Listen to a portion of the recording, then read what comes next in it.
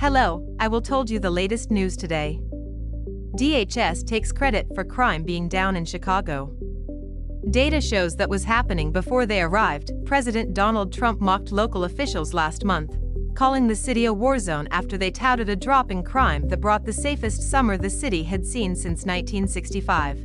His administration wants to take credit. On Tuesday, a Department of Homeland Security official cited a drop in crime in Chicago when asked for comments on reports that Border Patrol Commander Gregory Bovino was sunsetting Operation Midway Blitz as the Trump administration's immigration enforcement surge in Chicago is called. In August, the month before Operation Midway Blitz started, numbers were down across the board.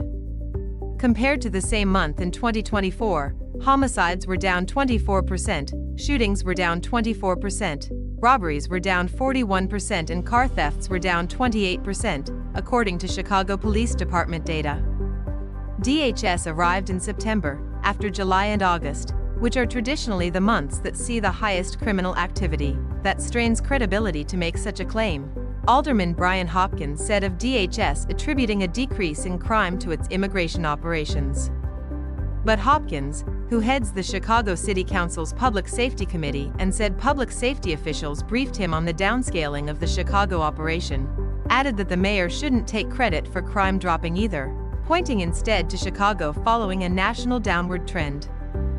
The 1965 statistic McLaughlin cited was the same one that the city and state officials have repeatedly held up, as they said there was no emergency situation necessitating the deployment of National Guard troops in the city. Trump is currently asking the Supreme Court to allow the deployment of those troops there. Hopkins added that the city isn't opposed to having targeted federal law enforcement assist in tackling crime. I've said consistently all along, there's some things that we could use from the federal government. I'm not adverse to having the federal government come in and help us make our streets safer. This is not how to do that. In Chicago, the back and forth between the administration and local officials have only exacerbated an already contentious relationship. And the broader discussion over taking credit for a drop in crime comes at a moment when the city has been gripped by a Saturday double murder caught on surveillance camera. The graphic scene of a father and son lying in the street with fatal gunshot wounds as traffic goes by has been widely shared on social media. A suspect is still at large. McLaughlin pointed to the statistics showing a decrease in crime after CBS News reported that Bovino was leaving the Chicago area. A source with knowledge of the details confirmed the report with NBC News, adding that Bovino's departure didn't mean all immigration agents were leaving. A second source, who is a senior DHS official, confirmed reports that Bovino's next stop may be Charlotte, North Carolina, where Border Patrol agents are expected to begin an immigration enforcement operation, a senior DHS official tells NBC News.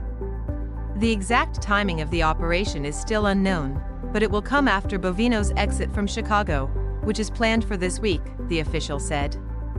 Charlotte would be the first city that Border Patrol has spearheaded an operation on their own without ICE focusing attention on the same location. ICE has been making arrests in Charlotte, but they are not currently coordinating with Border Patrol to ramp up arrests in the area, the official said. And Chicago, which Trump called a killing field in late August, crime dropped by a double-digit percentage in that same month. Thanks for listening. Subscribe to the channel to stay tuned for the latest news.